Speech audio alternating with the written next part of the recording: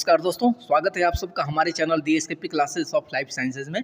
Dear friends, आज इस video में हम ह्यूमन रिप्रोडक्शन चैप्टर के अंदर मेल रिप्रोडक्टिव सिस्टम के बारे में डिटेल में जानेंगे। ह्यूमन रिप्रोडक्शन क्लास 12 बायोलॉजी के फर्स्ट यूनिट रिप्रोडक्शन का थर्ड चैप्टर है। जैसा कि हम सभी जानते हैं कि ह्यूमन बींग में मेल एंड फीमेल अलग अलग होते हैं, इसलिए मेल एंड फीमेल के रिप्रोडक्टिव सिस्टम, उनके स्ट्रक्चर, फंक्शंस तथा साथ ही होने वाले सेक्सुअल इवेंट्स के बारे में डिटेल में हम लोग जानेंगे।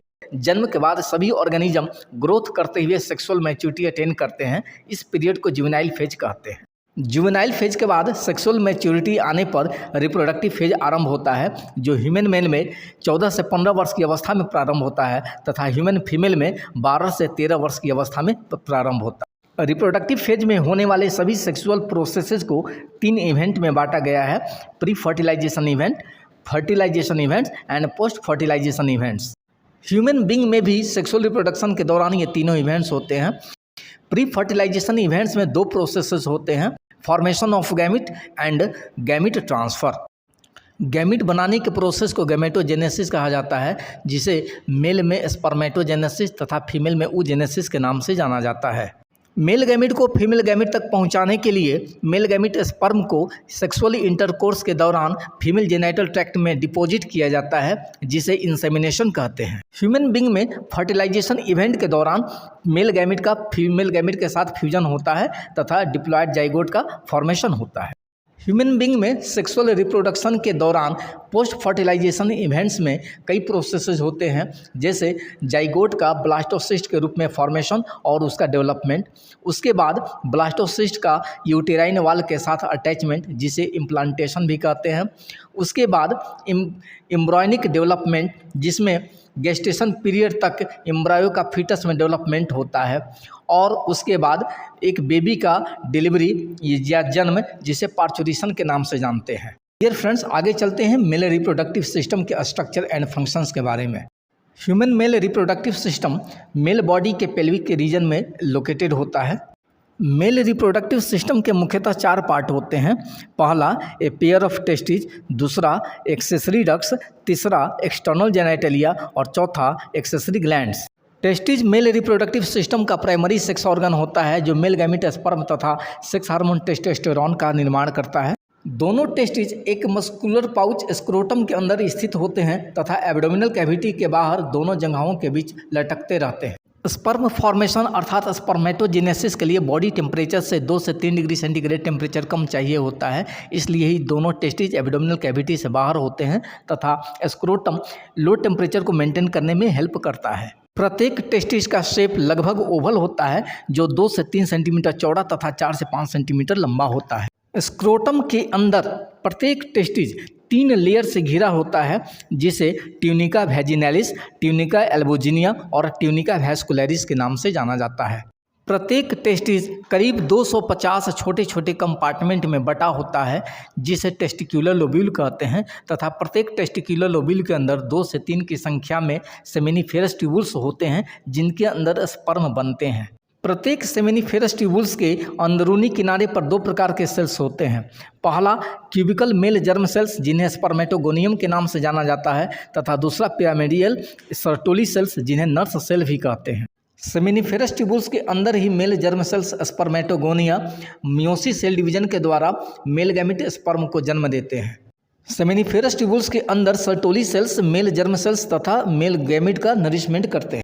सेमिनिफेरस ट्यूबुल्स के चारों ओर बाहरी स्पेस को इंटरस्टिशियल स्पेस कहते हैं, जिसके अंदर स्मॉल ब्लड वेसल्स तथा इंटरस्टिशियल सेल्स भरे होते हैं।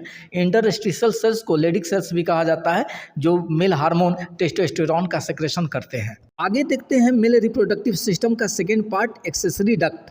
टेस्टिज में स्पर्म बनने के बाद उसे बॉडी से बाहर डिस्चार्ज करने के लिए ट्रांसफर में हेल्प करने वाले डक्ट को एक्सेसरी डक्ट के नाम से जाना जाता है। ये निम्नलिखित हैं: पहला रीट टेस्टिज, दूसरा भासा इफेरेंसिया, तीसरा एपिडिडाइमिस और चौथा भास डिफरेंस। सभी सेमिनिफेरस ट्यूबुल्स एक ट्यूबुलर नेटवर्क में ओपन होते हैं, जिन्हें रीट टेस्टिज कहा जाता है। रीट टेस्टिज भासा इफेरेंसिया में ओपन होते हैं तथा भासा इफेरेंसिया टेस्टिज से बाहर निकलकर एक ट्यूबुलर नेटवर्क में ओपन होता है, जिसे एपिडिडाइमिस कहते हैं। प्रत्येक एपिडिडाइमिस टेस्टिस के पोस्टीरियर सरफेस पर स्थित होता है तथा यह नैरोली कॉइल्ड ट्यूबुल के बने होते हैं जिसके 3 पार्ट होते हैं। एपिडिडाइमिस के इंटीरियर पार्ट को कैपुट एपिडिडाइमिस कहते हैं जो भाषाई फेरेंसिया से जुड़ा रहता है। एपिडिडाइमिस के पोस्टीरियर पार्ट को कॉर्डा एपिडिडाइमिस कहते हैं जिससे भाष डिफरेंस ओरिजिनेट होता है तथा एपिडिडाइमिस के मिडिल पार्ट को कॉर्पस एपिडिडाइमिस के नाम से जाना जाता है। एपिडिडाइमिस स्पर्म को टेम्पोरली स्टोर करते हैं तथा अपने सेक्रेशन द्वारा स्पर्म का नरिशमेंट भी करते हैं। दोनों टेस्टिस के पोस्टीरियर सरफेस पर स्थित प्रत्येक एपिडिडाइमिस से एक भाष डिफरेंस निकलता है जो एब्डोमिनल कैविटी में ऊपर चढ़ते हुए यूरेटर के ऊपर से एक लूप बनाता है तथा सेमिनल वेसिकल से निकले हुए डक्ट के साथ जुड़कर इजैकुलेटरी डक्ट बनाता है। इजैकुलेटरी डक्ट प्रोस्टेट ग्लैंड के थ्रू यूरेथ्रा में खुलता है। इजैकुलेटरी डक्ट स्पर्म को स्टोर करता है तथा इसे यूरेथ्रा में रिलीज करता है। यूरेथ्रा एक्सेसरी सिस्टम का एक ऑर्गन है लेकिन यह यूरिन डिस्चार्ज तथा सीमेन डिस्चार्ज दोनों का कार्य करता है, इसलिए यूरेथ्रल डक्ट को यूरिनोजेनिटल डक्ट के नाम से जाना जाता है। यूरेथ्रा यूरिनरी ब्लैडर से पेनिस तक एक्सटेंड करता है।